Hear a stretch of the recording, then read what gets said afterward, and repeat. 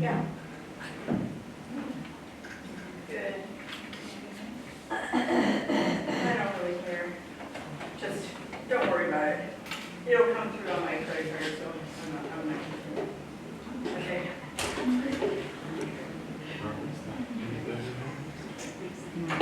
Good.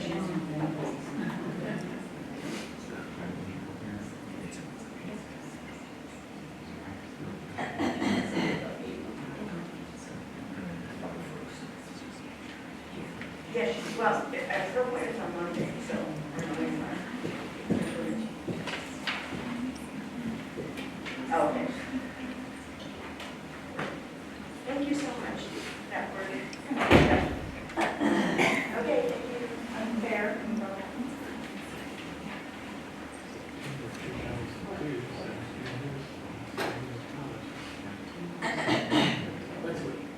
Yeah, because I think they're just letting, can you see that? Oh, I can see him. Look, there's a small group. Yeah, I thought 8 or something.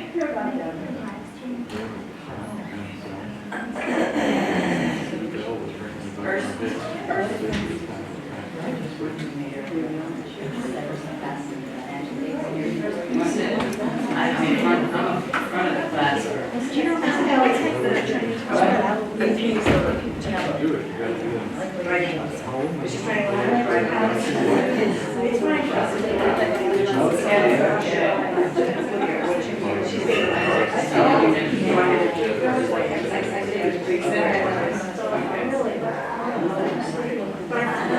But now it's not.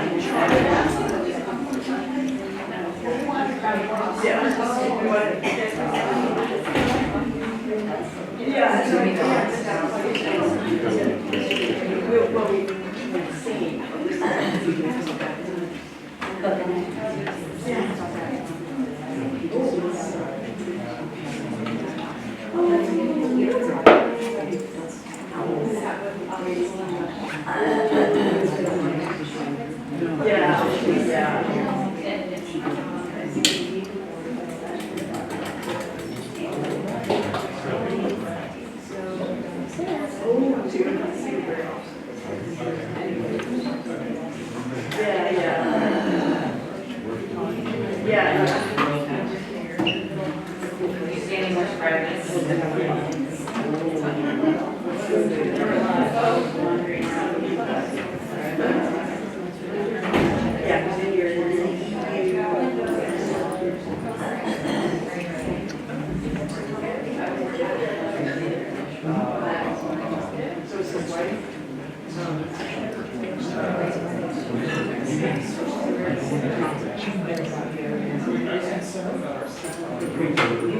Good afternoon, everyone. Good afternoon. I'm Kelli Zaytoun, professor and director of graduate studies in the English department at Wright State. Would you say We're your live. last name again, please? Yes, Zaytoun. What? Zaytoun. Zaytoun? Yes. I heard that a lot. Grade school. It's my pleasure to have this opportunity to introduce the panel to you today and to help to structure our discussion. Today's session, Refusing Fatalism, Realistic Approaches to Achieving Climate Justice, is part of a series of events called Our Planet, Our Lives, in honor of the UN's International Day of Peace. Our Planet, Our Lives was organized by Dr. Kathy Roma, so I want to begin by honoring her and thanking her for organizing the event.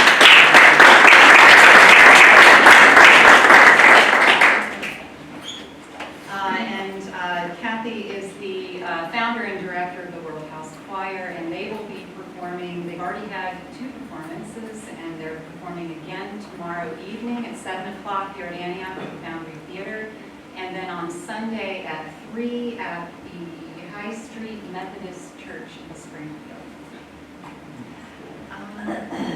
As you'll see, our panelists' knowledge about and approaches to achieving climate justice are varied. and speak to their particular social locations and areas of expertise. What they have in common is their commitment to decolonial, feminist, social justice activism. I will briefly introduce the panelists now, and each of them will speak for about 10 minutes, and then we'll have a discussion to follow. And so I'm going to introduce them in the order in which I'm going to introduce. Can you hear me? In the order in which they're going to be speaking. Chris Cuomo is a professor of philosophy at the University of Georgia, formerly the Obed Wilson Professor of Ethics at the University of Cincinnati. Among other areas, Dr. Cuomo's work focuses on environmental ethics and justice and how indigenous knowledges can inform us about the effects of climate change. She's the author of several books, including Feminism and Ecological Communities, and The Philosopher Queen, a reflection on post-9/11 anti-war feminist politics, which was nominated for a Lambda Award and an American Philosophical Association Award. She's received a number of research grants, including ones from the Rockefeller Foundation and the National Science Foundation. Sharon Lynette Jones is a professor of English at Wright State and a specialist in American literature, particularly African American literature of the 20th century. She's published books that focus on the Harlem Renaissance, particularly the works of Zora Neale Hurston, Jessie Fawcett, and Dorothy West, and co-edited the Prentice Hall Anthology of African American Literature. Dr. Jones is currently the managing editor of the College Language Association Journal, and she's working on 2 books on Angela Davis at the moment. And so her comments today look at statements about environmental justice in speeches by Angela Davis and at the application of Davis's ideas by others.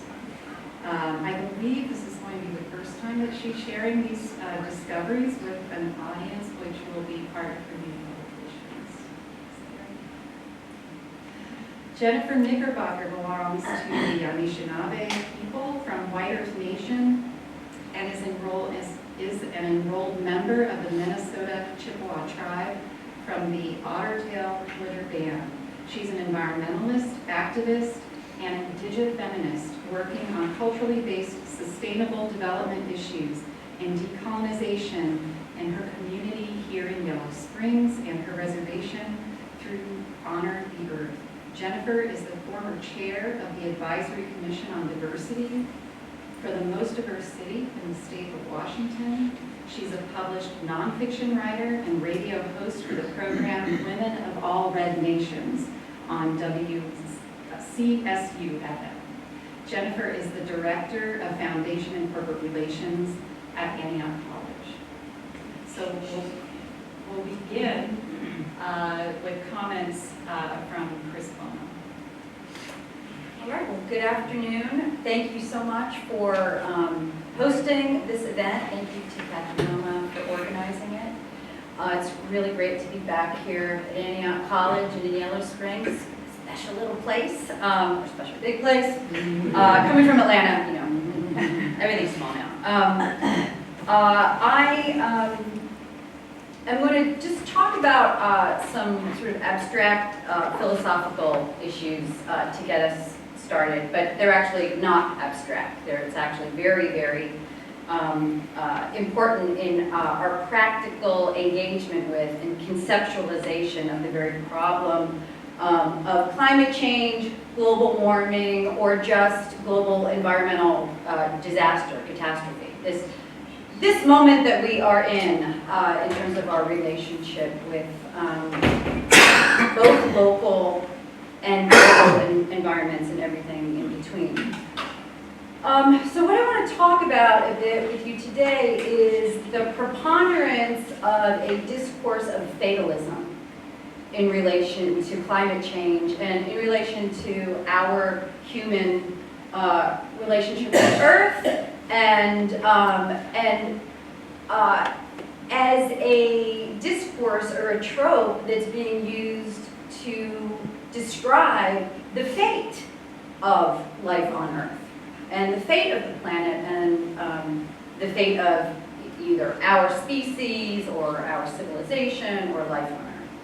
So it's really interesting and important to track the way in which, especially in wealthy nations like the US and wealthy places like Europe, Canada, Australia, we've seen a rapid move from climate change denial, right? Denial of the problem, denial that it even exists. You're all familiar with that, I guess? So a rapid move from denial of the problem to the belief that the problem is so big and insurmountable that it cannot be solved. So in the public discourse, there's been a shift from denial to fatalism without any attempt to solve the problem in between.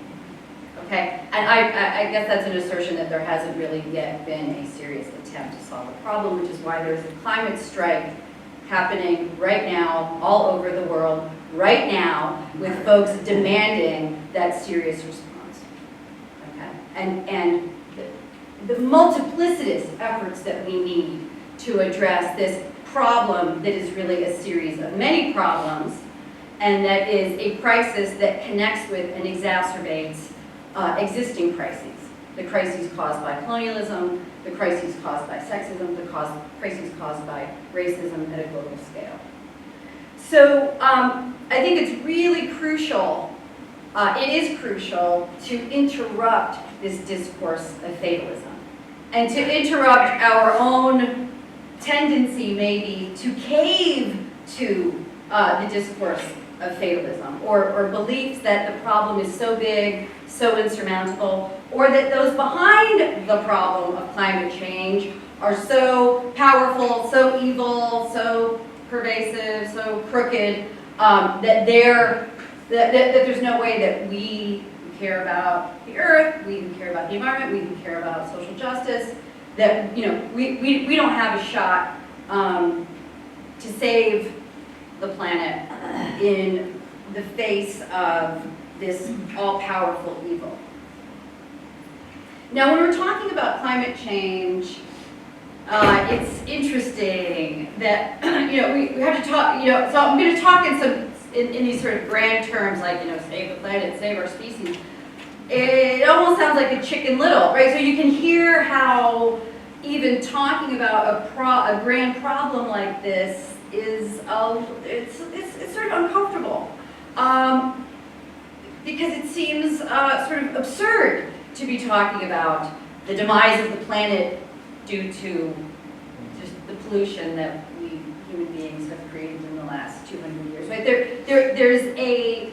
is the truth of the fact that the problem of climate change is bigger than any problem that we have addressed together. I mean, there's the hole in the ozone layer is sort of a problem of a similar scale, but it actually pales in comparison to climate change.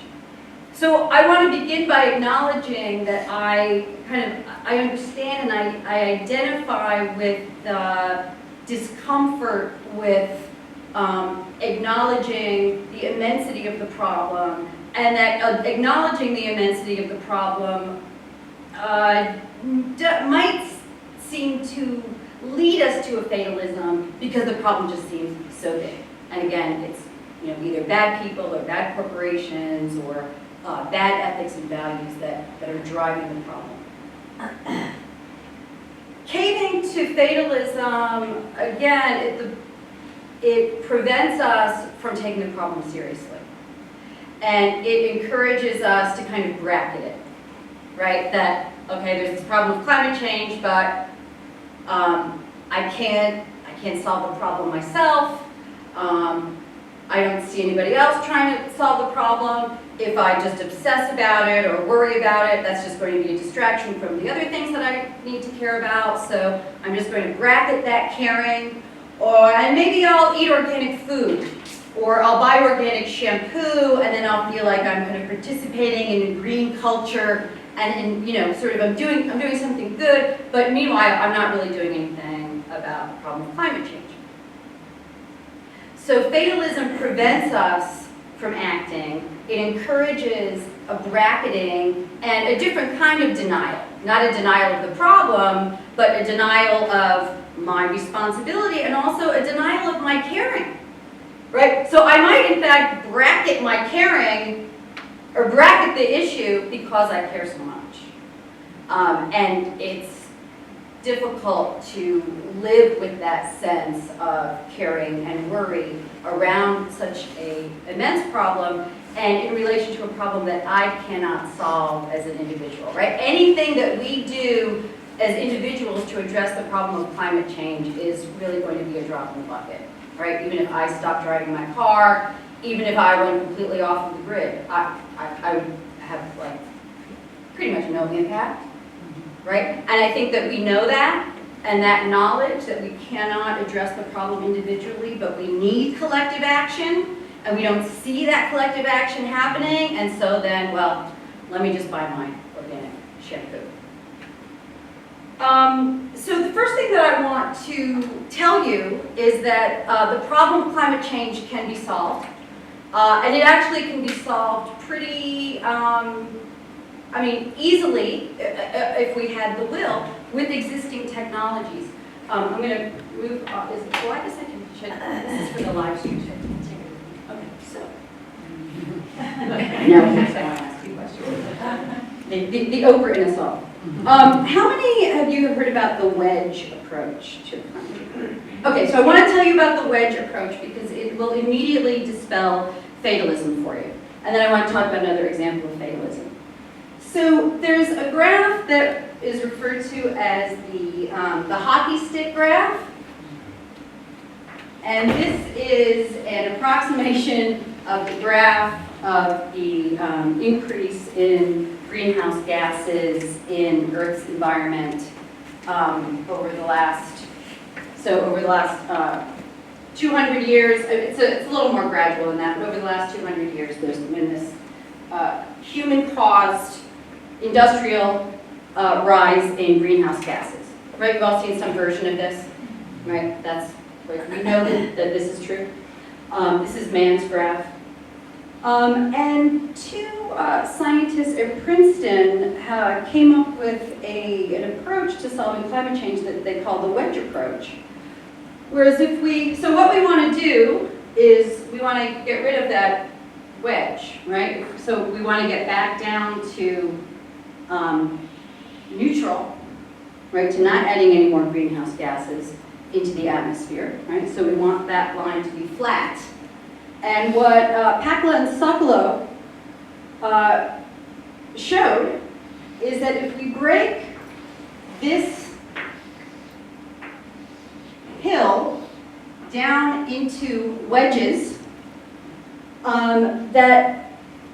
and each of the wedges represents an innovation in technology that would reduce greenhouse gases in the atmosphere by, say, 20 parts per million, right? And so things like electric cars, more efficient processing of refining of oil and gas, solar energy, wind power, etc. These are all existing technologies. This is not the new technologies that we need. These are existing technologies, and they estimate 14 of these wedges, and they map them all out in their research. We could reduce greenhouse gases down to pre-industrial levels. So this is it's almost like too simple. I just showed you how we can solve the problem of climate change. And so then the problem becomes not this massive global phenomenon that seems so big that we can't even understand it, let alone solve it. But instead, it's a series of technological issues, a series of political issues. So what law do we need in place to encourage or allow the amount of wind power? And these are something, like a lot of these, like the wind power one is like 10% increase. Or no, I'm sorry, not 10%, but we need like 10 times more solar power. We need 10 times more wind power. So again, and they're not extraordinary amounts. So, okay, I'm done.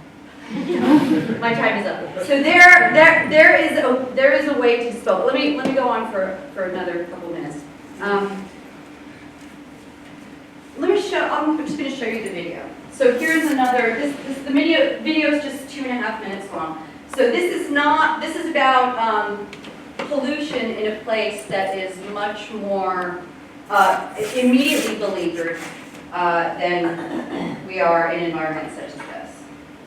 And we can talk about the particulars in the video, but I just want to give you this example of hope and optimism. This is a place in Haiti where I am doing research on the recycling industry. Here's the lights.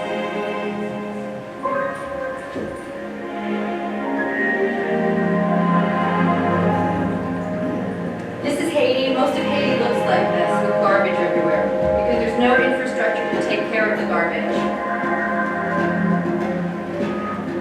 And there is a new recycling industry in Haiti.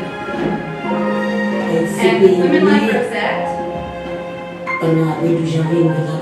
after the earthquake, we ended up living in a tent.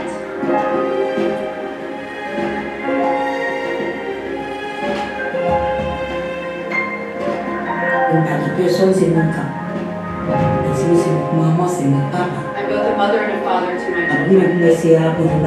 I'm trying to get them an education. So Haiti is littered with this plastic garbage, in part because there's no clean water in Haiti, and everyone needs to drink bottled water.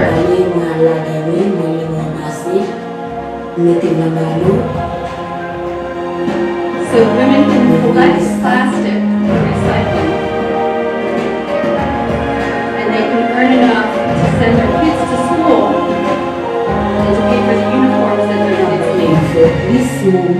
This mouvement, il se passe ça pour nous capables de nettoyer le pays avec projet là la glacière.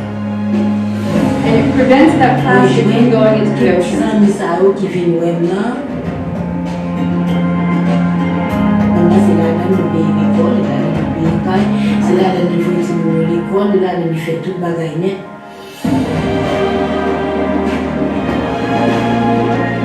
Donc vous serez dans la vie. My life has changed and I can pay for my house because I can pick up garbage to make a tiny bit of money.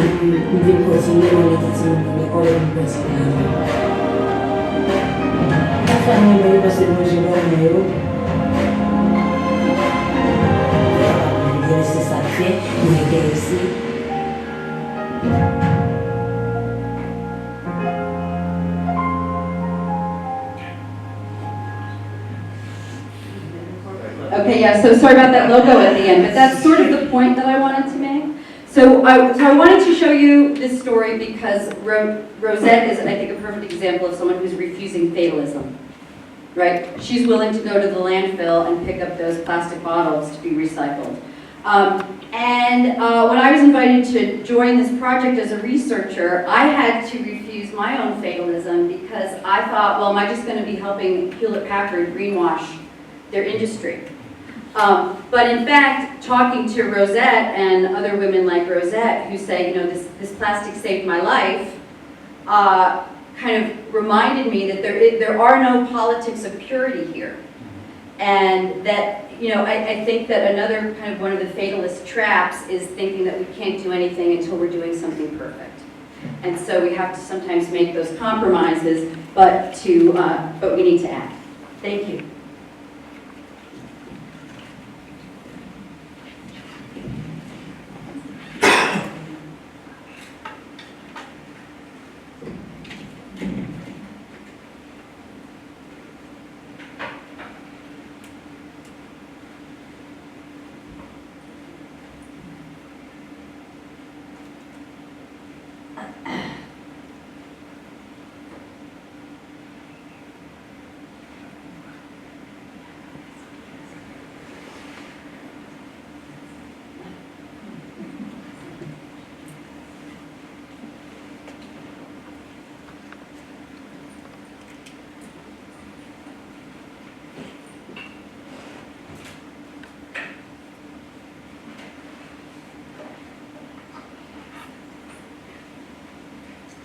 So, can you hear me? Yeah.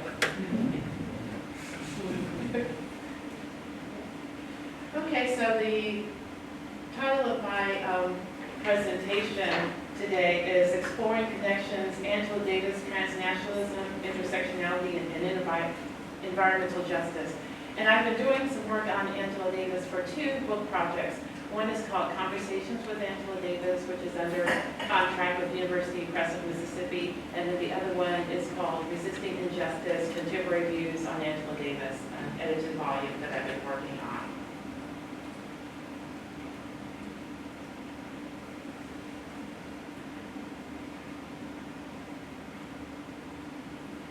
So there's a picture of me with Angela Davis.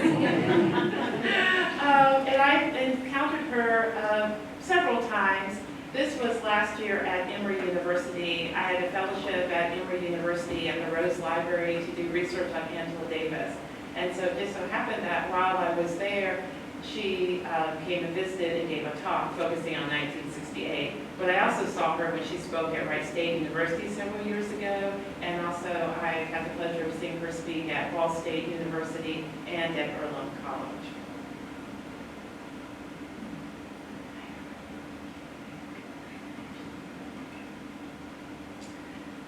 Now, for many people, Angela Davis is very iconic. We know her as a social justice activist. We know about her association with this Student Nonviolent Coordinating Committee, connections with the Black Panthers. We also know her as a philosopher, and she taught at UCLA and also UC Santa Cruz and elsewhere, and also wrote an autobiography, Angela Davis, an autobiography, which was edited by Toni Morrison, and has published a number of other books. People also know that for many people, on the West Coast and elsewhere, they were familiar with Angela Davis, but she ended up making national and international news when she was on the FBI's 10 Most Wanted list in 1970 because some weapons that she had that were registered in her name were used in a shootout at the Marion County Courthouse. She was eventually caught, and what ensued was a Free Angela movement in terms of people supporting her. And after a trial in California, she was acquitted in 1972. But it was an international movement. You can see here the postcard, Free Angela Davis. I got this from the archives at Emory University.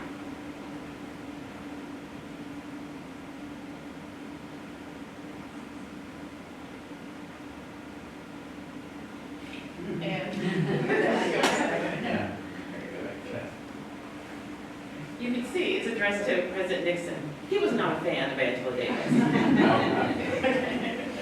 Neither was Ronald Reagan, was on the Board of Regents in California as governor and was involved in the decision to fire Angela Davis when she was a professor at UCLA before she was even a fugitive.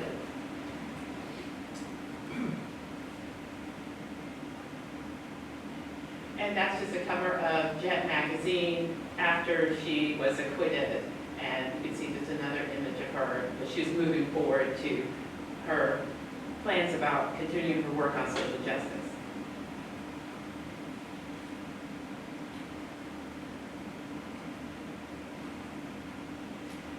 So, in the 2017 lecture at Southwestern College, Angela Davis stated, "Environmental injustice is the foundation of all other injustice." And I thought this was very important because it calls attention to the way in which Angela Davis looks at the connections between different types of injustice that we should really look at in connection with each other.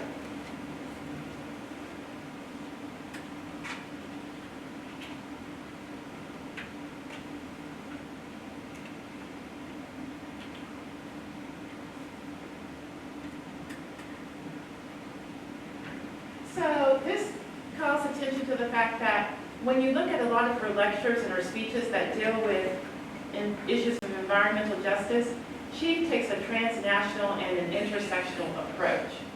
And here we can see Sanjay Kambram and Peggy Levitt defining transnational studies as, the task of transnational studies is to uncover, analyze, and conceptualize similarities, differences, and interactions among transsocietal and transorganizational realities, including the ways in which they shape bordered and bounded phenomena and dynamics across time and space. It's also important to think about Angela Davis's environmental justice work in terms of intersectionality. And Kimberly Crenshaw, who is associated with coining the word, has stated, intersectionality is a conceptualization of a problem that attempts to capture both the structural and dynamic consequences of the interaction between two or more axes of subordination. It specifically addresses the manner in which racism, patriarchy, class oppression, and other discriminatory systems create background inequalities that structure the relative positions of women, races, ethnicities, classes, and the like.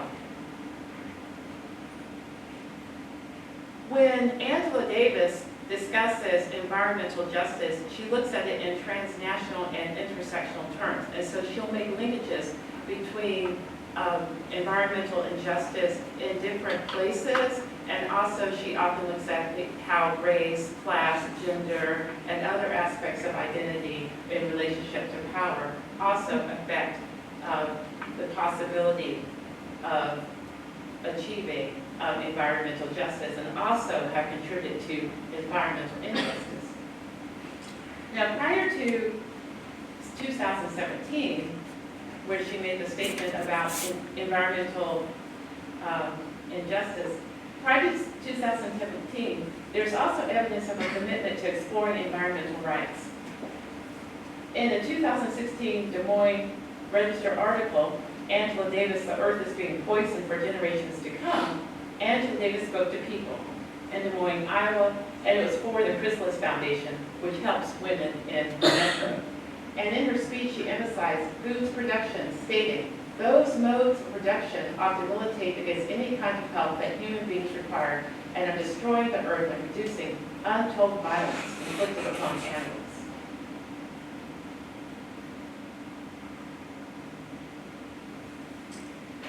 And according to the article, Angela Davis, "The Earth is Being Poisoned for Generations to Come," she said, "The most basic requirements of human existence are being violated in the country that's supposed to be the most powerful industrial democracy in the world." She emphasized national and global implications of injustices with an ideal of girls and women working for civil rights. So one of the things that she has said is that in many ways women at the forefront of a lot of these resistance movements in relationship to environmental rights. And I want to say that when she gave that lecture at Southwestern College, and she was talking about environmental justice issues, she also talked about the Dakota Pipeline and Flint, Michigan.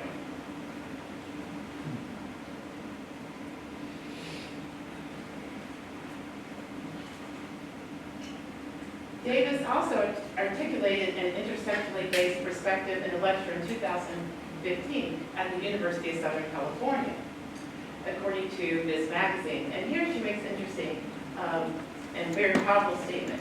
"There can be no great triumph over racism without addressing capitalism, sexism, homophobia, transphobia, the environment that we live in, and the food that we consume. We have to recognize all of these connections." And to me, that's a very intersectional way of looking at environmental justice. And I feel that it's really at the roots.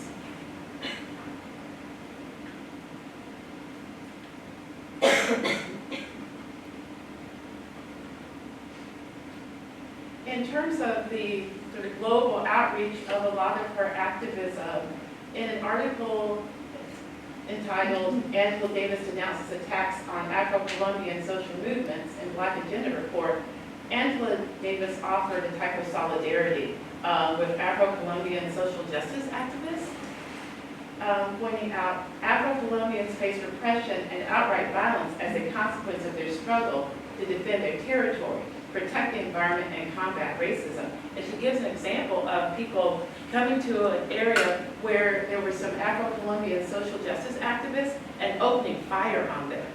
So even trying to protect land rights and the environment, their life is in peril in so many ways. I mean, that is how threatening the work they were doing was seen, that people were trying to harm them. And yet, even knowing the hazards, they continued. And I thought this was an interesting statement, also from Angela Davis, when she was commemorating the Communist Party USA's anniversary in 2019. Now, I had mentioned Angela Davis being fired at UCLA. I guess technically you could say she was, the first time they tried to fire her from UCLA was because she admitted that she was a communist and a member of the Communist Party. Okay, so they said, we're going to fire you. But then that was overturned because it was ruled that you couldn't just fire somebody for being a member of the Communist Party. And then later she was fired because of her extracurricular activities, which involved support of the Soledad brothers, who were men who were imprisoned in Soledad prison. But she has a long-standing connection with the Communist Party. When she was a student, a high school student in New York at Elizabeth Irwin High School, which was a progressive high school, she read the Communist Manifesto. That was a signed reading. She was also a member of a Marxist-Leninist group when she was in high school. So she has long-standing, and her long-standing kind of connection. But what she said is, its 100-year history of militant struggles for working-class democracy, for racial, gender, and environmental justice, and for socialism, which is the only viable future for our country and the planet. So I thought that was really a very strong statement, and that was this year in People's World that she made that comment, the only viable future for our country and the planet. So she's linking things, I think, globally, and also you can see the intersectionality there. I also thought it was interesting in my research how people were applying Angela Davis's ideas about environmental rights. So, for example, according to Storm the Wall, climate change, migration, and homeland security, migrations of people in large numbers is stem in part from climate changes, which is in many ways not surprising. At the same time, the book points out that for Angela Davis, migration is an important social justice issue. And Miller, the author of that book, pointed out Davis's response at a German educational institution that had refugees, where she stated, the refugee movement is the movement of the 21st century. It's the movement that is challenging the effects of global capitalism, and it's the movement that is calling for civil rights for all human beings. So if we think about people's migrations, forced people's migrations because of climate change, that leads to people being refugees. And so for Angela Davis, this is a very important movement, the movement of the 21st century. It has all kinds of ramifications in terms of race, class, and gender, interconnected.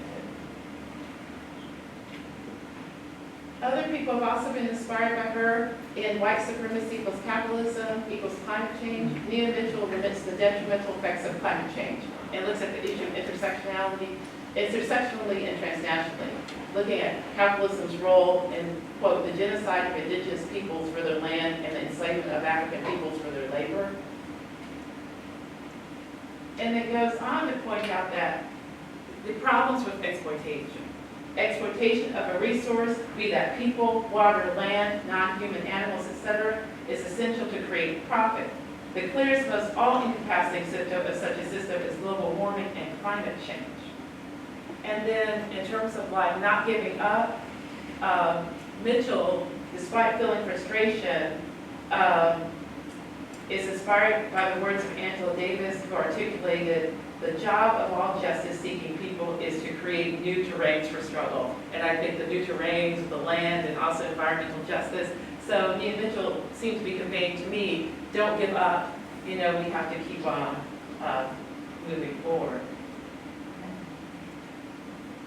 And then I'll end on this other application of her ideas. In the article, Urban Resilience to Abolitionist Climate Justice in Washington, D.C., Malene Ragnathan and Eve Rotman examine climate change intersectionally within race and class. And they really are influenced by Black radical feminist and anti-racist readings. And they cite Angela Davis using abolition in relationship with the modern mass incarceration, calling for the abolition of the prison industrial complex brought in and through racial capitalism. And where this becomes relevant is because in this article, they write about race and class in Washington, D.C., and the vulnerability that many African Americans feel towards environmental injustice situations, which is rooted in structural, systemic, racial, and class oppression. And so one of the things that Angela Davis does in terms of her present abolition work is you have to look at the social and economic inequities that cause a situation like incarceration. And so it's important to look at climate change, social justice in terms of the racial and class and even gender implications. And one of the things that they talk about you can do is promote this idea of ethics of care. So they've seen people in the Washington, D.C. exercise an ethics of care and helping people meet their social and economic needs and help them in terms of, eradicating social and economic inequities. And so that's the way you can think about sort of applying these ideas.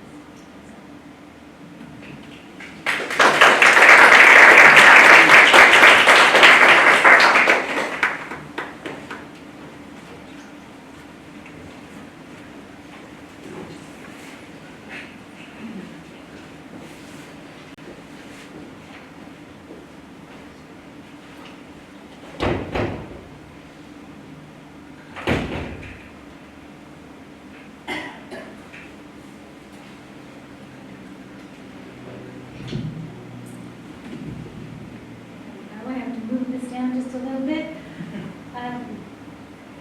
I'm Jennifer Knickerbocker, Ani Uzu, in Anishinaabe Goin, that is hello.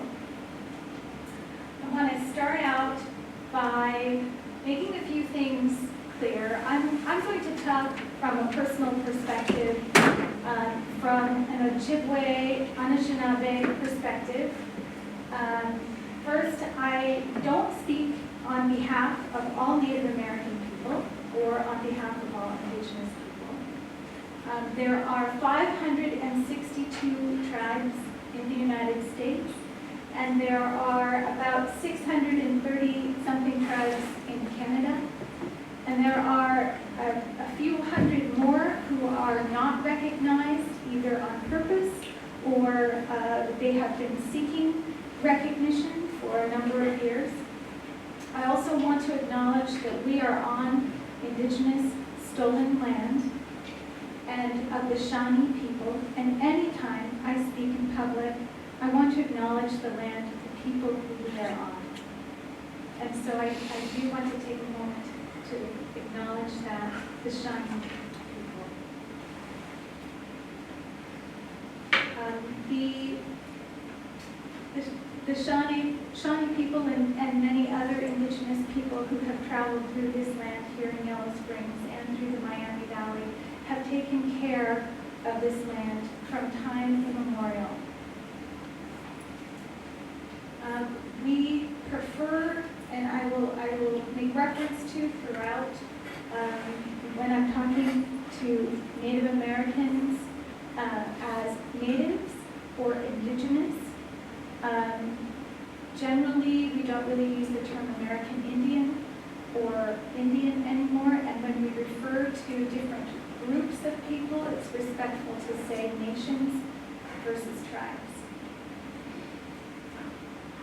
I think this story of how we understand the indigenous perspective starts with colonialism, and that is the policy and practice of acquiring full or partial political control over another country, occupying it with settlers and exploiting it economically. Thinking of the earth in terms of resources. I just returned from the National Native American Health Conference in Minnesota 2 days ago, and there I was with hundreds or actually thousands of other indigenous people from all over the planet. And there we talked about food sovereignty as part of the holistic approach to solving climate. We talked about a new study that recently came out that said 40% of people in the United States don't know that Native American tribes still exist today. So the issue of invisibility is first and foremost in decolonizing our minds in order to solve the climate crisis. So since Native American people have been caring for the land until today, the landscape has changed dramatically. For a concept of environmental justice to be relevant to a group of people, it must fit within the conceptual boundaries that are meaningful to them. Indigenous people fighting for political autonomy against forces of colonialism and capitalism, all aimed at control of this land.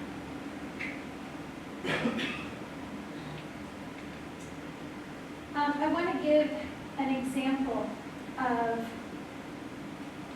how we can change our minds about Native and Indigenous knowledge and science. And I want to use the cedar, the yellow cedar, as an example. When I was growing up, I spent a lot of time in Salishan territories, all up and down the west coast, from Spokane, Colville, Kalispell, and even Warm Springs down in the Portland area. Indigenous people told stories of when lightning and thunder would strike, and that was a sign that our relatives and spirits were there to visit you, and that knowledge would be present. And it was very intense and powerful.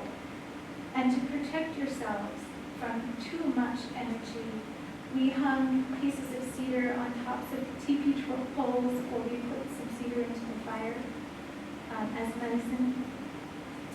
And recently, just this last year, a group of scientists gathered data on the formulation of something really unique to the yellow cedar, and that it is negatively charged. It is through, and that negative charge protects us from the lightning.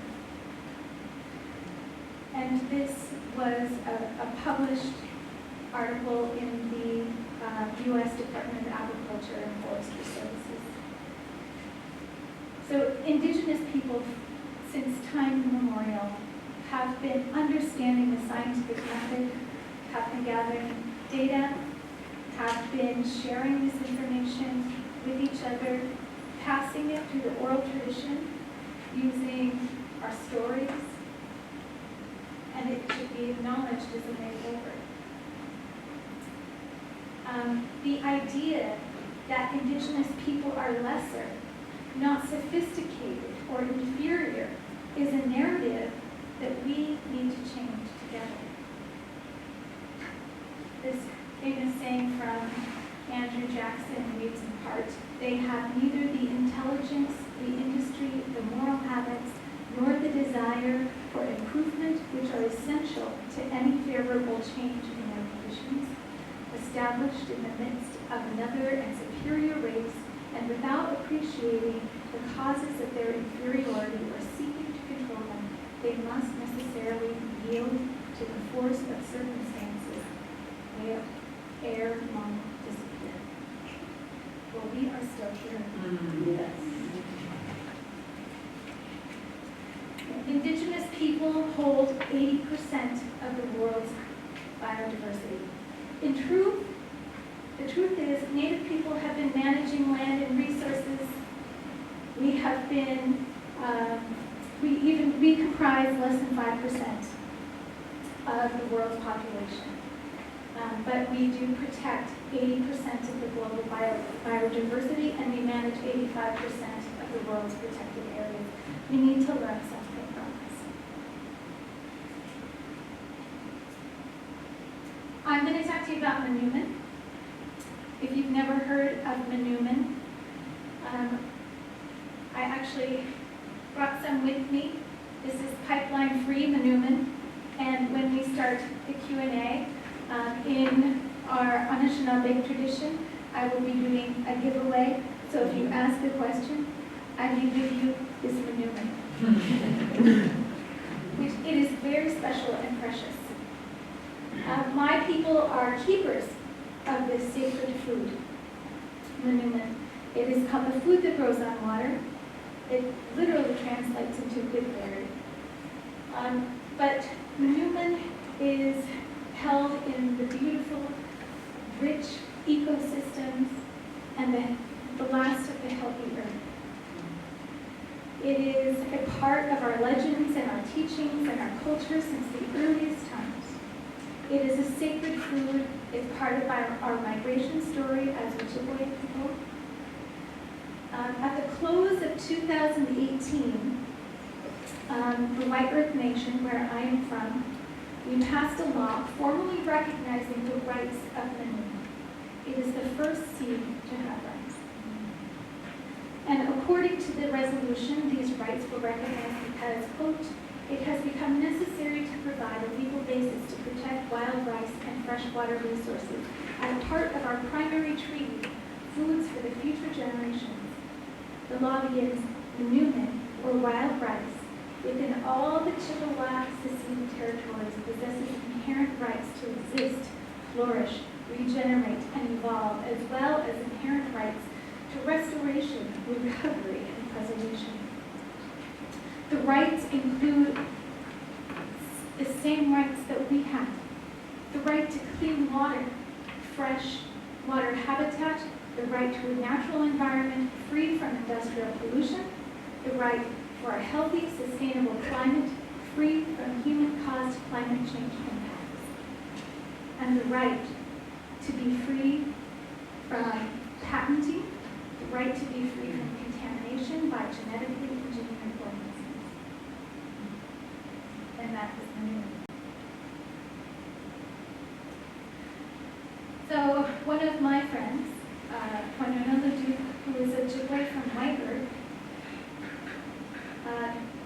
she said, someone needs to explain to me why wanting clean drinking water makes you an activist and why proposing to destroy water with chemical warfare doesn't make a corporate terrorist.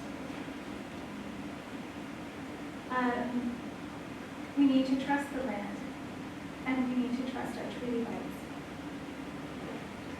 To be born American Indian, to be born Native American, is to be born of people who are an ancient part of this land where we stand, where we sit today.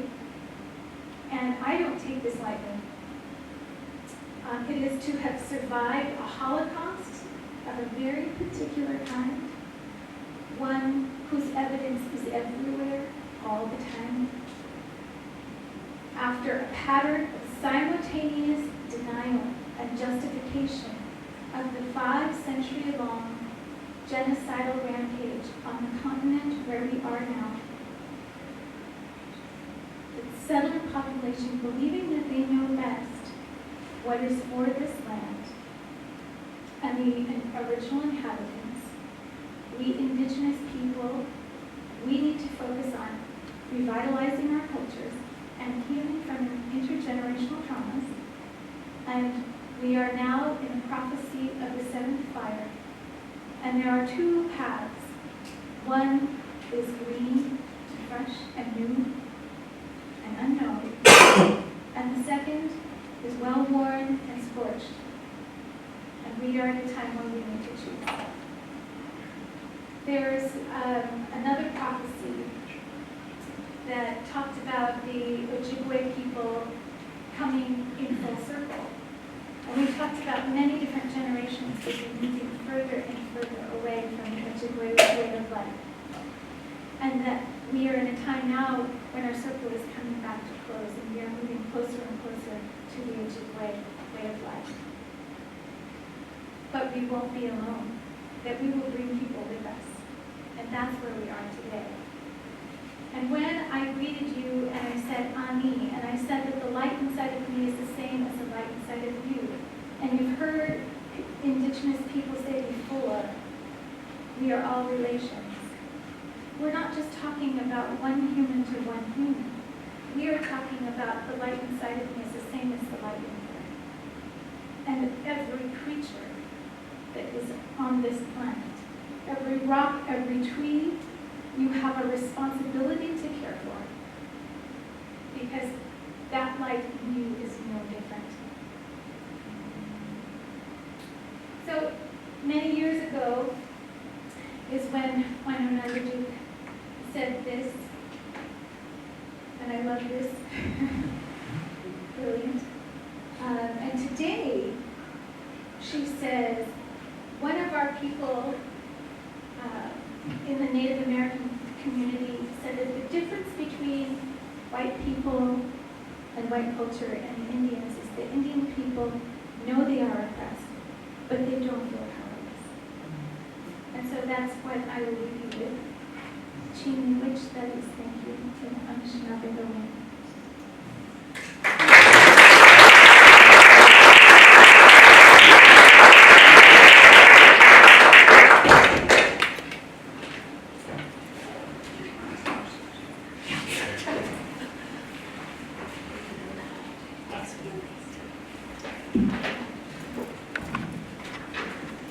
Well, I'd like to thank our panelists for those powerful comments and want to invite the audience to ask questions. Get some Manuman. You ask the first question, you get Manuman.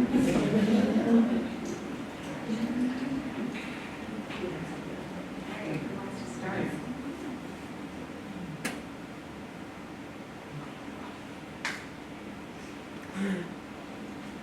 It's hard to be the first to ask that. I just want to know why haven't I ever heard of a Noonan before? Well, Wild rice. yes. Wild rice. Wild rice. Yes, here, have some wild rice. Is that delicious? I've never heard of it before.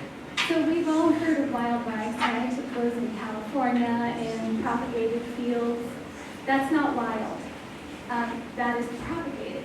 The seed has been taken, it has been patented by large corporations, and it is cultivated in areas where it doesn't belong. Manuman was part of a prophecy from many different nations, from the Ojibwe and Anishinaabe, Potawatomi, even into the Dakotas and Lakotas, as the food that grows on water that would bring the people together. And so when people were rounded up and put on reservations, reserves, war camps, concentration camps, outside of their homeland, they were given commodity foods to eat, flour and sugar and unhealthy fats. And people were getting sick, and they remembered this prophecy of the food that grows on water. And so they found the Manuman, and it saved them. It has 16% protein. It has all kinds of minerals in it, and it self-propagates. You can only harvest it if you are Ojibwe from White Earth, the White Earth rice, or if you are from Red Lake.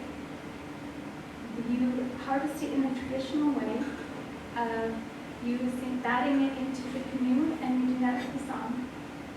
And then when you parch it, it is hand parched over a fire using birch bark to shift it. And then the final step is a woman in her soft, or a man in his soft moccasins will dance over it. And that is what you have there. It is precious. It lasts for a very long time.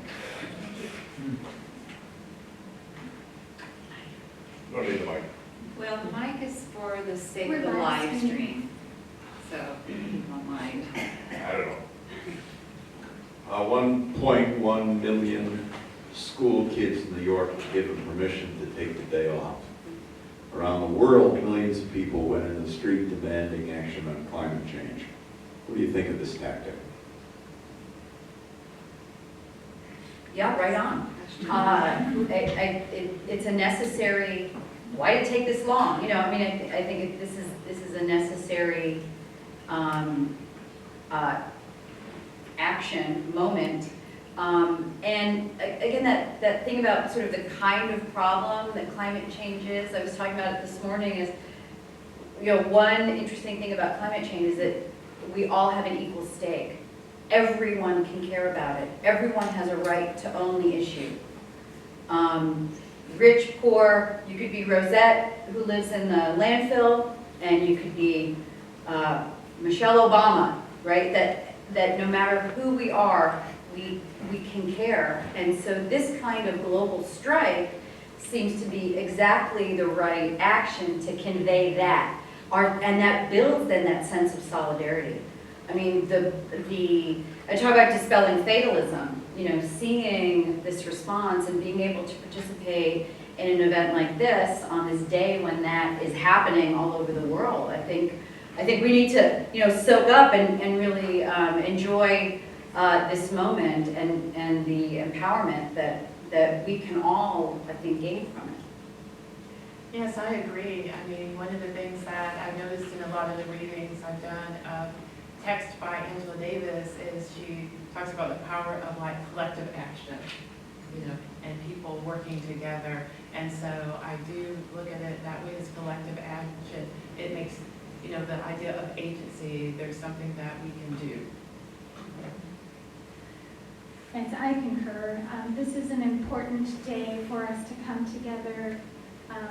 My grandfather and my grandmother used to say that showing up is really important. Go to your funerals, go to your weddings, you go to your ceremonies, and you come together in times of crisis. And even if you don't have something important to add, you show up and you learn too, and you be present. And this is something that we can all do together. I have 4 children. They all wore black today in solidarity. We're all wearing black today in solidarity. What do you think? What was your response to it? Did you? You're asking me? Yes. That's where we should be.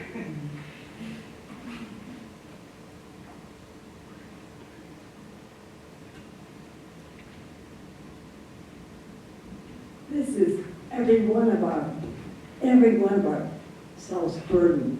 This is our job, and I don't know why we weren't out there today. What does it take to move us out there? Every person on the earth get out there.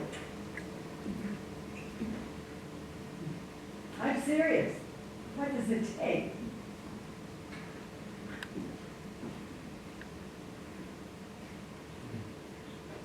Well, I think we see what it takes. You know, and I don't think it's the first. You know, it's not the first climate march, and it's won't be the last. You know, I think that these events all build on each other. We took a bus to the climate march in New York City. I was there. Yeah, But most of the people were from islands there. Very few of us straight people were there, compared to the people from the islands that were experiencing this. If you'll remember. I don't know. There were lots of different kinds of people there, but my point is that this is not a one-shot deal, right? This is a movement, and if we feel bad that we weren't there today, or if we couldn't be there today, honey, you know, be there next time. You know, plan and show up, and I think that we all show up, you know, in different ways. Just the fact that it's happening and people are talking about it, and that it's on the news, and that it's in the paper, we're still in, unfortunately, because of all the misinformation and all of the, you know, inaccurate denial, we're still in a consciousness raising time. Another lesson that we can get from feminism, another, you know, anti-racist consciousness raising. And so anything like this, it raises consciousness, and there will be more. So again, don't be fatalistic about it. Let's, you know, how do we build on what's happening? And I think that we're seeing what it takes. The fact that Greta it has become a, you know, like a kind of a rock star figure. People like that. People like a rock star figure, and that's good. That helps things along. And you know, and we're going to see, you know, more and more momentum building. How do we contribute to the momentum rather than being sucked down by the fatalism and kind of just seeing the negatives, I guess. Yes, I agree. I love what Greta has to say as a child, as a environmentalist. And she has said before that people of color and indigenous people have been saying what she is saying for a very long time and not listening. But for some reason, they identify with her. And that's good, I'll take it. But we need more voices. We need more stories. And maybe it's young people that we need. And I'm so glad that our children were able to understand this issue today. And that's what we need. I don't see any young children in the audience today. And if you have them, or if you have access to young children, talk to them about this. Talk to them about something that they can do, because it seems like that's who we're listening to right now. And amplify. I agree. I mean, there have been many times when I, you know, in terms of my readings about people involved in, you know, social justice movements and people I've talked to who were activists in a variety of movements, you know, you just have to keep on keeping on, you know, and you keep on pressing on. That ties into the question I wanted to ask.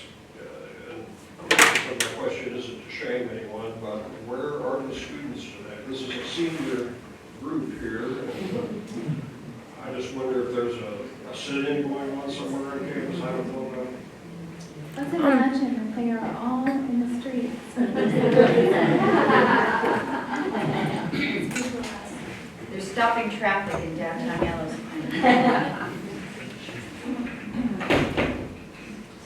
You have a response to that? Yeah. I don't have a question, but I'd like to throw out an idea. We are all customers, and many of us are employees. And we need to speak to the corporations of whom we are customers and of whom we are employees, and ask those big corporations to take action. I think if they hear from their customers and their employees, they will act.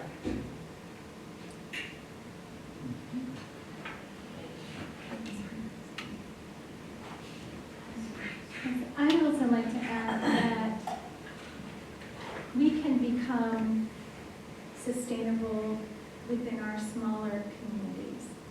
That we can start to divest from the large, mega corporations and groups.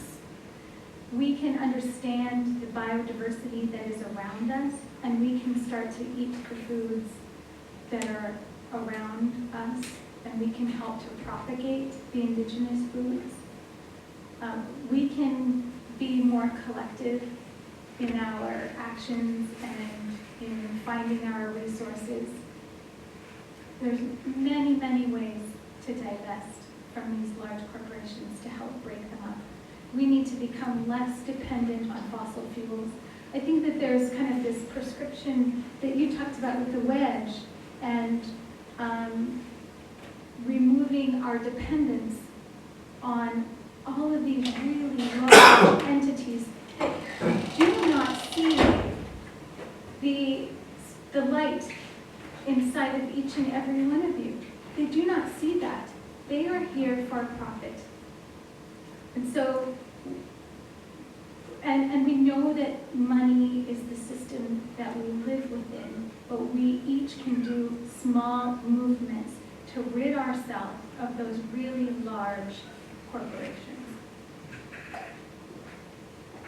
Anybody hasn't had a chance? Do you want to speak up? Can anyone help me to be sure I can speak better when the political debates take place over the next year? I'm talking now about the national presidential political debates. I'm not trying to be oversimple in any way, but is there something somebody can tell me, should I encourage people to really vote Democratic as opposed to Republican? Yeah, Threw that out there, I like that quick answer. So it's a relevant thing. This is a part of the discussion that really is germane too. It's really then something I'd like to hear 1 or 2 more sentences on. Well, that's why I wanted to show you the wedges, so you can educate other people about the fact that folks are working on this, and that and that's just one theory. It happens to be my favorite because it's so totally straightforward and it uses all existing technologies. But even then, kind of sharing that sort of a pragmatic approach to climate change. We've got problems to solve that might be bigger than the problem of climate change, like the problem of misogyny and depression and youth suicide. I mean, there are problems that we don't have as much collective knowledge about solving as this problem. And this is really, climate change is it's a problem of pollution. And we need to stop polluting in that way. And yes, it's, and can't just, it's not easy to solve, but in fact it is a straightforward problem. So that's one thing that you can, so I hope that you will dispel fatalism in your community, and also talk about I love that Angela Davis quote about how basic environmental justice is. That environmental justice is a basic issue. It's not something above and beyond. So it's not like a luxury issue. So again, I live in Atlanta, and some people think, people in Atlanta, people in the inner city, people of color, they're not environmentalists. They don't care so much about things like climate change because they're worried about like just making a living or something like that. But of course, people living in the city care a lot about their environment and improving their environment. And there's in the South and in a place like Atlanta, there's a very thriving green movement that looks different from a green movement in a place like Seattle or Vancouver or something like that. So I think that my theme here is just sort of dispelling that fatalism, but people need to look a problem squarely in the eye in order to talk about how to address that problem. You can't be in denial. Let me just say one other thing about the march today and some generational differences maybe. I think again, whoever shows up, this is the perfect audience for us here today. This is the perfect community to be talking here today. This is who showed up. So, I think that the climate change stuff gets talked about in these generational terms quite a lot, because there's this kind of like, the youth say, it's our future, and what have we inherited, or what have you given us, and what are you going to give us? Part of the message of the march today is the youth are calling on the adults who love them and the governments who represent them to take the problem seriously and do something about it. Okay, that's fine, all well and good. I've got an 11-year-old, it's cool. However, we are in the same boat as the youth, man. Our generation didn't create the problem. Now, I'm not looking at anybody in here whose generation caused the problem. We all inherited this. We inherited a system, a capitalist system dependent on fossil fuels and a history of colonialism and our various positions within it. And so I think that I'll be really encouraged to see sort of a next step in thinking about intergenerational solidarity. And we need the support of folks who are younger and kind of in a different place as activists and as learners. But I think that we share much more with them vis-a-vis climate change than we do some other things. That we are really in this together, and it's a cross-generational issue. So it's not like an 11-year-old looks to a 50-year-old, like the 50-year-old created the problem. I'm the TV generation, they're the internet generation. Right? I was screwed with TV commercials that told me how to live, and they're screwed with with video games that tell them how to live. But it's the same problem. We need to be in solidarity, across generations. And I'm kind of looking forward to that. And that's, I think, more achievable also within our own communities. We start with that within our own communities.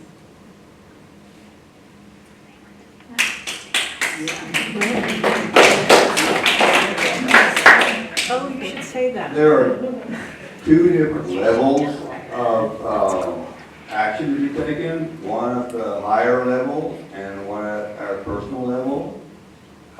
Could you give some suggestions of what you would like to see at the higher levels and at the personal levels? Yes, I'm glad you brought that question up because honestly, we're not going to metal straw or recycle our way out of climate change. Your individual choices in one particular family is not going to solve these really large problems in isolation. We have to have policy. We have to have powerful people that represent the needs of the rest of us in charge. I think both of you can speak more to this. I know that one of the things that I have been doing in some of the last few election cycles is looking to find information about the environmental justice platform of people that I am voting for. And I've actually talked to friends and said, oh, did you know that this is their platform? They're like, oh, I never really thought about that. I never even looked at that.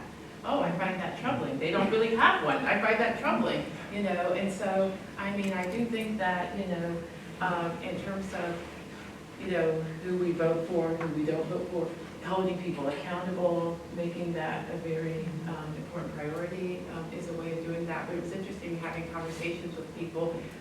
They would look to see what politicians' platforms were on other issues, but not, environmental justice issues.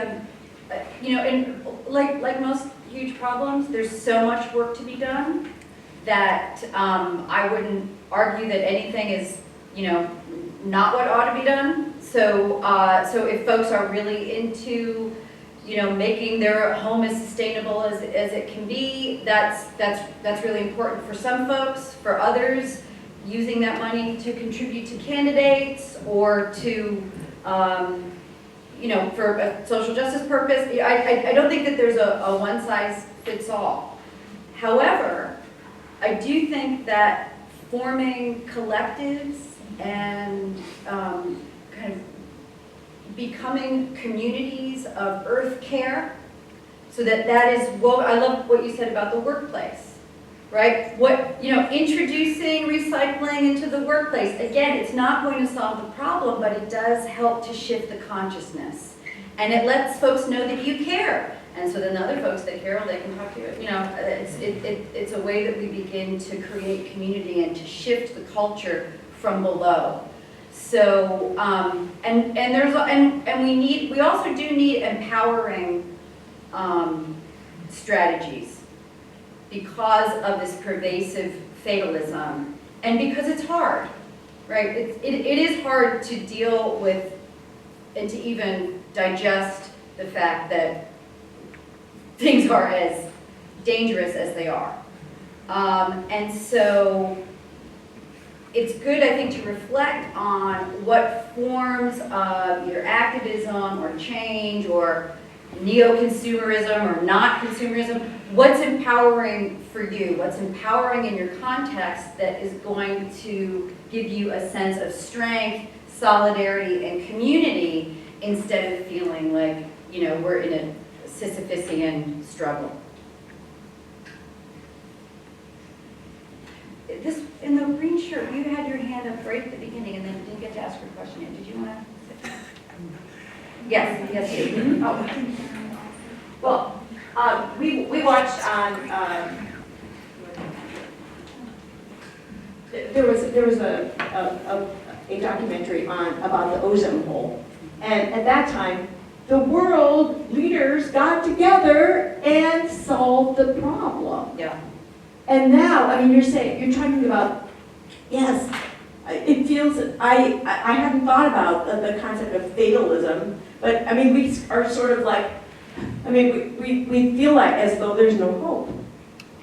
And it just, I'd like you to say something about where is that hope that the world leaders are actually going to get. I mean, they've tried to get together, but it just seems so hopeless right now.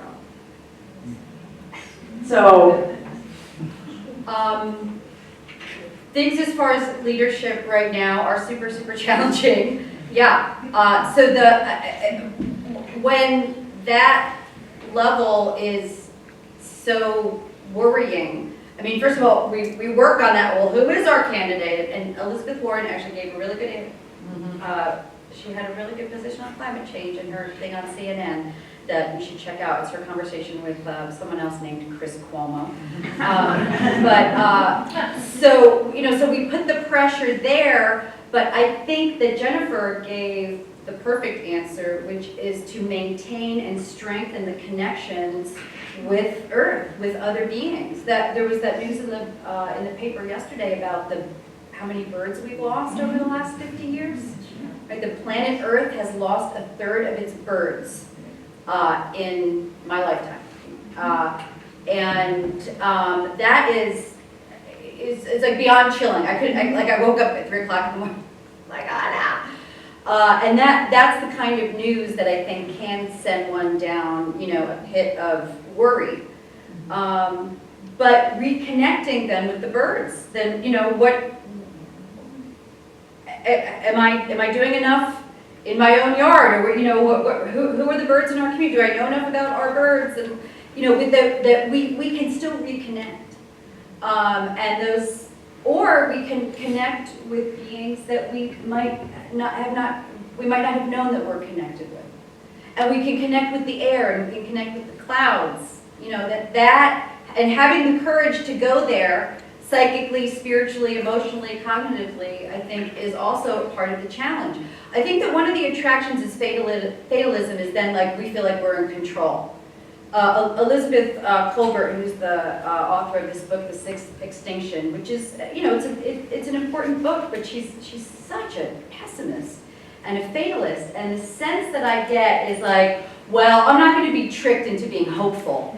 I know there's no hope, so I'm not going to go there and be hopeful.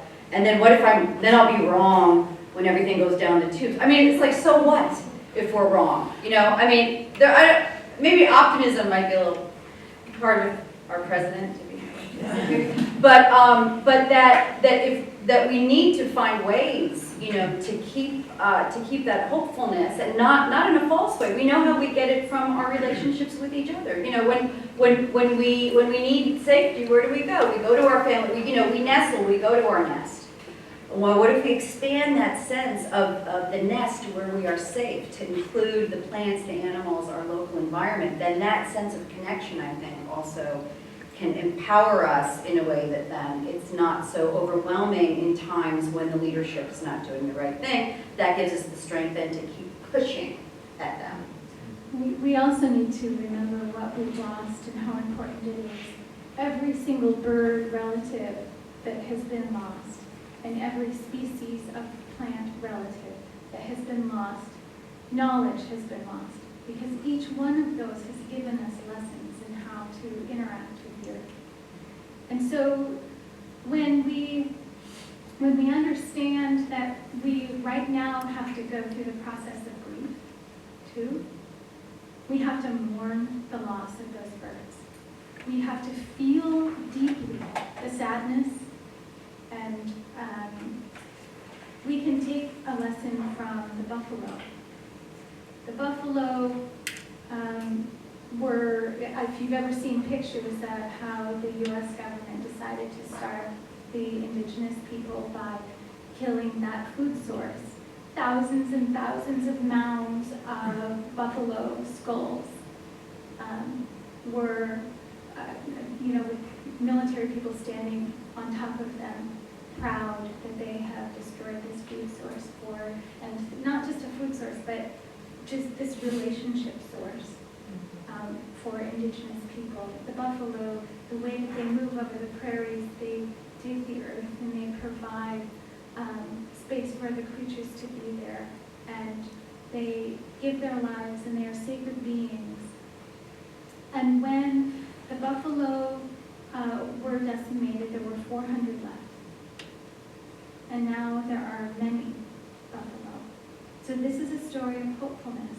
And when we look at the buffalo for lessons, when the buffalo are moving, they move together. And when they are fighting the bitter cold, they face into that cold. And you see that the buffalo have the frozen, icy weather on their faces. And buffalo cry. I don't know if you knew that, but buffalo do cry. And when they are facing this sadness and they're moving across the plains and their tears are frozen to their faces, they face into that cold. And we need to face into that cold. And they keep going along. And we have to keep going along. So I understand that there is a huge loss and there is mourning. And don't let that go. Make sure that you cry. And then find what you can do that is next.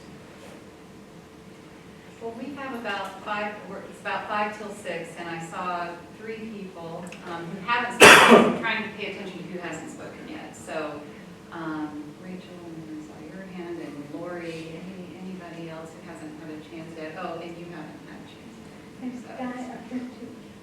Okay. Okay. Well, first of all, I wanted to say thank you to y'all because I feel like I'm learning new ways to think about this issue from what you all have shared. So I'm really grateful. I'm a graduate student and I teach first-year composition. So I was wondering what approaches you might recommend or sort of think about for bringing this issue to the classroom in a way that sort of conveys its urgency in a way that sort of allows the classroom to become a space that's not just sort of in a vacuum removed from reality, but really kind of a community where we can begin to kind of, I guess, approach real issues and sort of recognize our community there. Is this a real question? Does that make sense? Okay. Thank you. The thing that, Ask your question and then maybe. all right, I'm just going to say something because I'm going to jump out of my seat. So the thing that makes me feel abjectly frustrated and hopeless is that we are all of the way into this, and I don't think that I have heard the name of our president mentioned once. And so we can all be very glad that we understand more about climate change. But the fact is that we have a president backed by a huge amount of money from the fossil fuel industry who has been systematically decimating what little progress we have made over the last 8 years, whatever, when Obama was in, and he's continuing to do that. And I don't see how anybody can feel hopeful about anything good happening in the environment as long as this continues to go on. You have this guy and he just totally stonewalling. Okay? Resist. Yeah, but I think that his name needs to be spoken loud and clear, not, well before an hour and a half into a discussion about why climate change is such a big issue, in my opinion. Thank you. So there are 2, well, were you going to address, like, 2 issues to address Rachel? And Donald Trump. I spoke his name. Thank you. Okay, Rachel is one of my students. Ask your students. Ask them. They have lots of answers. So in terms of, ask the students, you pose a really great question, and when I was teaching composition, well, I feel like in all my classes I teach composition, but when I was ostensibly teaching composition, I have a recollection in the past of having students do some readings that were about environmental issues, and they analyzed the arguments. and wrote responses, and we had some pretty robust discussions.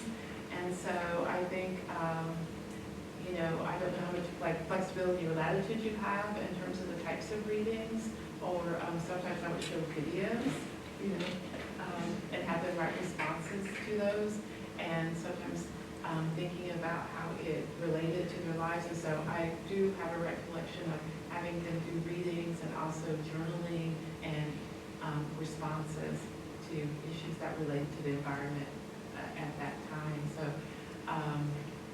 it's a pretty, you know, interesting discussions, I thought, but I don't know how much flexibility you have. As you There are also not, if I can add, there are also novels you can assign, like Ruth Ozecki's My Year of Weeds. I mean, there are some novels that address climate change issues, many, right? Assigning Silent Springs that Chris talked about, Rachel Carson's history in Silent Springs. So, I mean, you could make that a theme in your compositions. They could also write, you could ask them to write a fantasy piece. How would they solve the problem of climate change? If they had the power to solve it, how would they solve it? And then you would see how, like where they locate themselves, and they would have to kind of really think through, well, how could this problem be solved? And is it just a matter of, you know, getting rid of a certain president, or you know, might they imagine, you know, burning cedar as a, and lo and behold, we find out that the negative energy of cedar can Protects you from lightning. yeah, and well, can reduce greenhouse gases. You know, I mean, I think that we actually don't know what some of, you know, the ways that plants maybe can help us solve the problem. So I want to add that here at Antioch College that we have kind of this phrase, learn experientially. And so I would say to all students that we do need to go out into our environment. And for students who are in college and who are in higher education in general, there are definitely places within Indigenous communities where you can go and you can learn. You can volunteer at Honor the Earth up in Minnesota, and you can work on the ground with people who are trying to solve this issue. You can learn how to be a hemp farmer, a sunflower farmer. You can learn how to eat the foods and grow the foods and propagate the foods around you. You can understand the ways in which the Alaskan natives are working with fish. You can understand the salmon migrations. Practical interactions in the real world that have an emotional connection are going to be the thing that help people remember why this is important. We can't learn without our emotions being involved. So I love all of these connections with the readings and the writings, but don't forget the experiences that we have to have in the world. I want to say another thing about the bad president, which is that when there's a very bad actor, resistance, of course, but there's also the possibility of sabotage. So how might bad leaders, you know, how can we sabotage their hold on power? So like I love that California is, did you all hear about this? That California is going to pass a law that no one can be on the primary ticket unless they've submitted their tax returns. Right, like so that sort of like the undermining, and I don't have I mean I have a list of ways. Well, and who are the partners? There might be surprising partners in sabotage. When Shell Oil was trying to drill in the North Slope of Alaska, it was the sea that grounded the drilling rig, right? The activists, and you know, the activists were Greenpeace folks were out in their kayaks. I mean, there was a lot of activism as well, but in the end, it was the tide that just bashed that oil rig, and lo and behold, you know, there was this wonderful partner with the tide who ruined and ended Shell's exploration in the Arctic Sea.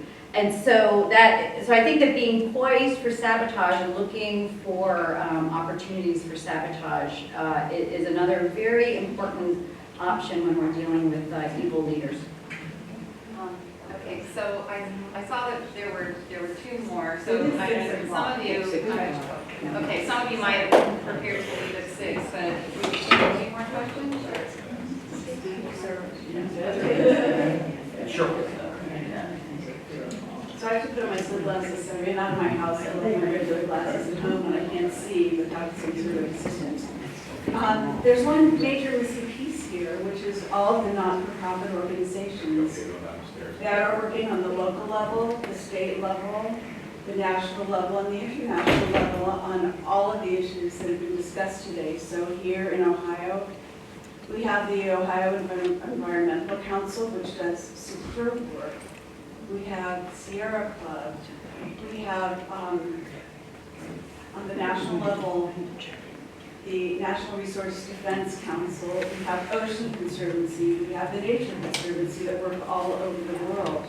And another missing piece is, in addition to the work they do just on addressing the physical aspects of combating the effects of climate change, such as restoring coral reefs, all the things like that. And I missed Audubon, since we were talking so much about birds. It doesn't cost a lot to have a membership in most of these organizations. And they're usually student memberships. They are memberships for those of us who are a little older. And it really makes a difference because then you can see what is being done in a very concrete way to address these issues. The other quick point I'll make is groups like the National Resource Defense Council take legal action. They have stopped the Trump administration in a number of ways. I should know, I read everything they send, but that's a super important piece. And another last point is ExxonMobil knew for decades that fossil fuel extraction and all the processes around putting it into action cause environmental damage. They lied about it. This rings a bell. I think something like that happened with the tobacco companies. There is a lawsuit now against ExxonMobil, exactly going after them on that point. So there are reasons to hope. There are organizations working hard every minute of every day on all of these issues. We need to know what they are, what those organizations are, and support them. Okay, so we've gotten a little over time. I know there was someone back here who had their hand up for a long time. So I'm going to take this one last question, and then perhaps we can talk a little bit after the program, because I know some of you have places to go on Friday evening. So one last question.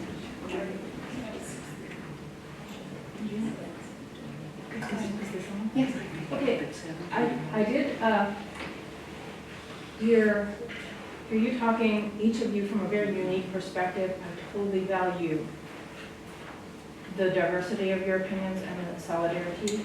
So just to finish up here, I was wondering if you could bring us into some kind of solidarity with this amazing move on the part of the world youth. It's like a rising tide, and I know in Sweden, the grannies, or however they identify, oldies of both genders, have really backed their youth. And how do we do that? Because the three-part program to protect and restore and fund that was presented last night. I was just wondering if you could give us a route into that. I know my mother, who passed recently, was very active. She would just, a specific act that may be too small. I'm looking obviously for something big that would close this from each of your perspectives, but she would just look at the tax bill on the phones, because phones have changed obviously, but phones then, the entire tax went to war. She thought her direct action was often against war. There were other issues. How do we defund or shift the funding if only 2% is going to natural solutions that exist for climate change? Only 2%, that could be raised. So how do we work with that? How do we, as a group who have our lifetime earnings have happened in many cases, the youth don't have that. How can we support the youth movement to protect, restore, and change the funding of the world's production such that we have a world that the future generations can live in?